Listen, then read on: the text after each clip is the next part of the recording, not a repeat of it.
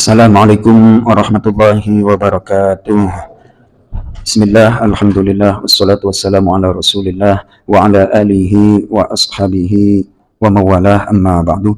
Jamaah salat maghrib Masjid Nurul Ikhlas rahimakumullah. Saya akan menyampaikan keadaan jiwa seseorang menghadapi sesuatu yang wajib atau sesuatu yang benar. Saya awali mengutip surah Ar-Rum ayat 29. A'udzu billahi minasy syaithanir rajim. Bal ittaba'a alladziina zalamu ahwaa'ahum bighairi 'ilm faman yahdi man adalla Allah wa ma lahum min nasirin. Shadaqallahul azim. Allahumma arhamna bil Qur'an. Artinya, tetapi orang-orang zalim mereka mengikuti hawa nafsu mereka bighairi ilmin, dengan tanpa ilmu. Jadi orang kalau sudah mengikuti hawa nafsu, bisa dipastikan apa yang dilakukannya itu tak berdasarkan ilmu. Tidak hanya cukup di situ, kalau sudah mengikuti hawa nafsu, faman yahdi man adallallah, siapakah yang menunjukkan orang yang telah disesatkan oleh Allah, wa ma lahum min nasirin, dan tiada bagi mereka para penolong. Nah, saya ingin mengkaitkan dengan materi kultum kemarin. Kalau kita ingin dicintai oleh Allah, maka laksanakan dan penuhi kewajiban sebelum sesuatu yang bersifat sunnah.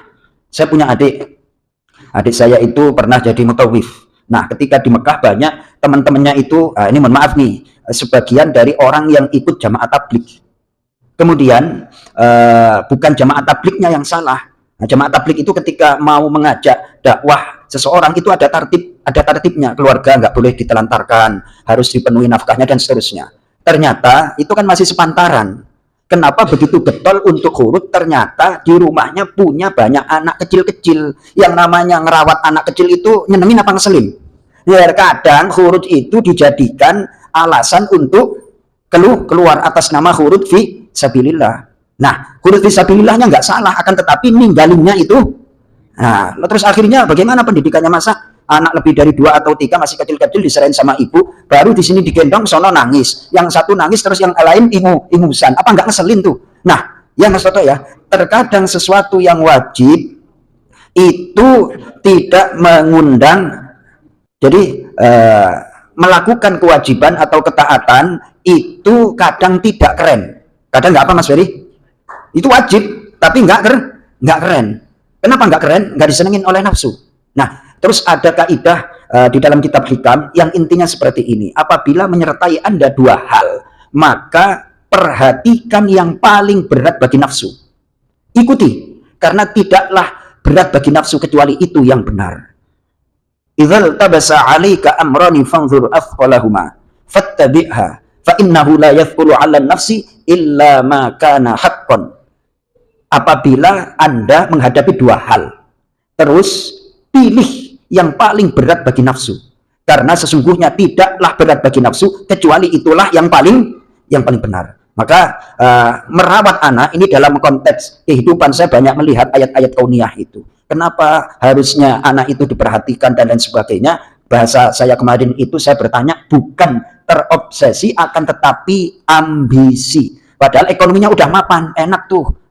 Ingin harta yang lebih banyak. Akhirnya spekulasi Pak Ucu. Nah, ketika spekulasi, akhirnya gagal. Setelah gagal berdampak kepada ketentraman keluarga. Saya ambil contoh. Dulu Belanda itu dilatih oleh seorang pelatih yang bernama Louis van Gaal. Dia udah memenangkan separuh pertandingan. Harusnya kan memimpin 2 atau 3-0. Harusnya striker itu diganti dengan back. Ini enggak, sekalian ingin nambah gol kan kayak gitu. Bukannya menang malah berbalik. Kalau bahasa bolanya itu apa, Bapak Yul? Pokoknya itulah. Comeback. Setelah comeback malah gagal itu Belanda. Sudah leading 2 atau 3-0, harusnya kan striker diganti dengan defender. Nah, karena ambisi Louis van Gaal ingin menghajar lawannya 5-0, bukannya menang malah kalah. Itu ambisi. Teori bola dimanapun, kalau sudah leading itu pasti pelatih mengganti striker dengan defender biar tidak kebobolan. Nah, Di sini saya mengutip ayat Ar-Rum, tetapi orang-orang zalim mereka mengikuti hawa nafsu mereka tanpa ilmu. Kemudian, siapakah yang menunjukkan orang yang telah Allah sesatkan? Dan tiada bagi orang-orang zalim adalah para penolong. Janganlah terobsesi, bahkan jangan sampai ambisi sehingga menelantarkan kewajiban. Dalam hal ini adalah ketentraman keluarga. Ini nanti bisa dianalogikan kepada yang lain ya, Mas Ferry. Contohnya kok bola Belanda dilatih oleh siapa? Louis van Gaal. Itu orang terobsesi, orang sombong, harusnya mengganti dengan defender, malah ingin nambah gol, bukannya nambah malah kebobolan, malah keok. Mudah-mudahan bermanfaat. Assalamualaikum warahmatullahi wabarakatuh.